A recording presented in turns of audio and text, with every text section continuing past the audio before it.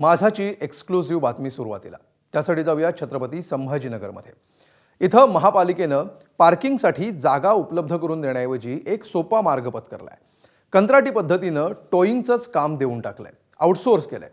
हे कंत्राटदार नियम धाब्यावर बसवून टार्गेट साध्य करण्यासाठी वाटेल तशा गाड्या उचलून देतात। त्यामुळे महापालिकेला कर देणाऱ्या, सरकारला रोड टॅक्स देणाऱ्या सर्वसामान्यांना मनस्ताप होतोय। विशेष म्हणजे यातून वसूल होणारी दंडाची रक्कम याचा मोठा हिस्सा ही खासगी कंत्राटदाराच्या घशात घातला जातोय।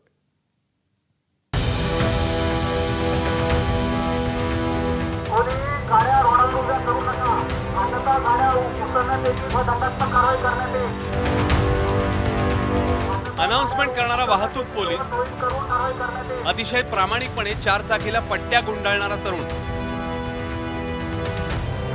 आणि वैतागलेला चारचाकी मालक।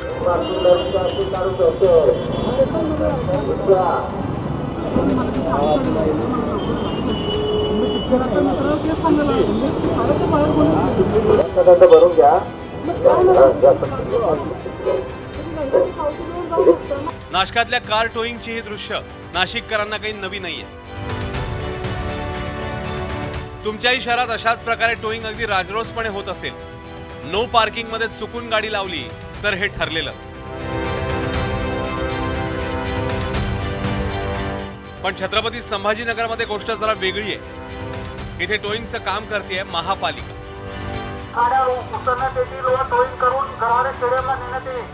सर्वात महत्त्वाचं म्हणजे जसं आपण पहिले सांगितलं की पोलीस विभाग हा ह्या पद्धतीच्या कारवाया करतो।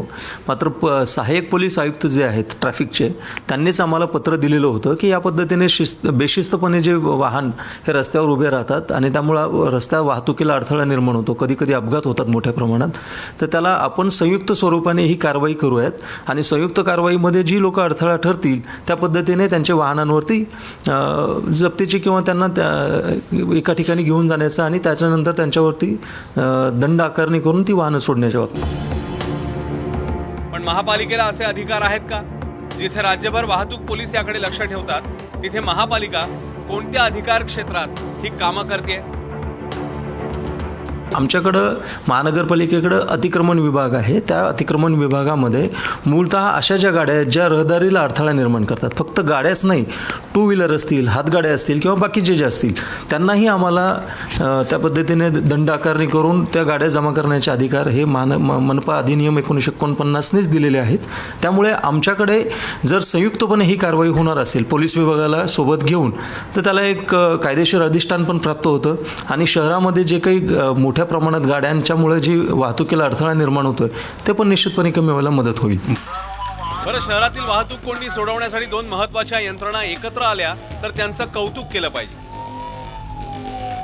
पण दोन यंत्रणा एकत्र येऊन शहरात टोईंग केली जाते, त्याचा फायदा त्यांनाच होतो का? तर नाही। इथे सुरू आहे टोईंगच्या नावाखाली वसुली।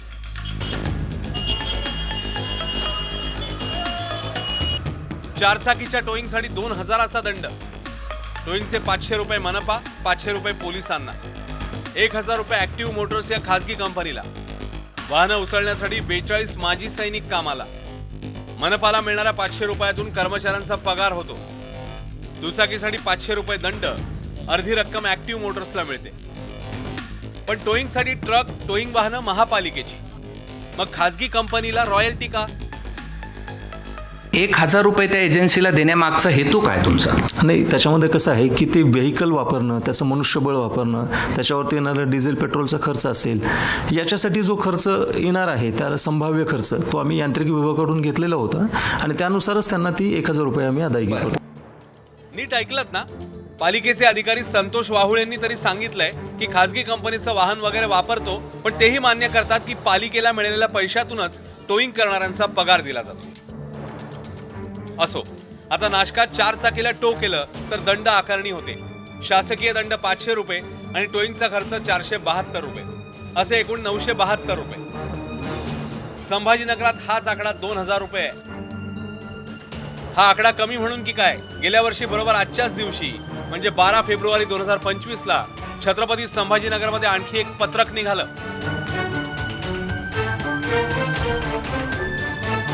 पुन्हा तुम्ही प्रस्ताव नव्यानं दाखल केला ना, आता ही किंमत 5,000 रुपये केली, म्हणजे 4,000 रुपये तुम्ही त्या मोटर व्हेकल म्हणजे मोटर उचलणार आहेत, म्हणजे 4 चाकी उचलणार आहेत त्यांना देणार आहात आणि 1,000 रुपये तुम्हाला देणार. म्हणजे महागाई त्याची वाढली पण तुमची नाही वाढली असं दिसतंय. असा ठराव घेण्यात आलेला आहे, परंतु अद्यापपर्यंत त्याची अंमलबजावणी झालेली नाही. निश्चितपणे त्या बाबतीमध्ये विचार करूनच अंतिम निर्णय घेतला जाईल. छत्रपती संभाजीनगर असो की नाशिक, पुणे असो की नागपूर, प्रत्येक शहरात नागरीकरण वाढलंय, शहरं फुगतायत, त्यामुळे यंत्रणांवरचा ताणही वाढतो. पण हा ताण वाढतोय म्हणून अशा प्रकारे वसुली करणं कितपत योग्य आहे? शिवाय महापालिका निहाय टोईंगची रक्कम वेगवेगळी कशी असू शकते? त्यावर राज्य केंद्रीय असं नियंत्रण का नाहीये? आणि छत्रपती संभाजीनगरात जो काही प्रकार सुरू आहे त्यावरही सरकारचा वचक असणं गरजेचं आहे. नाहीतर टोईंगच्या नावाखाली सर्वसामान्यांचे खिसे रिकामे होतील आणि पालिकेच्या नावाखाली खासगी कंपन्या मालामाल. नाशकातून शुभम बोडकेसह कृष्णा केंडे, एबीपी माझा, छत्रपती संभाजीनगर. एबीपी माझा, उघडा डोळे बघा नीट.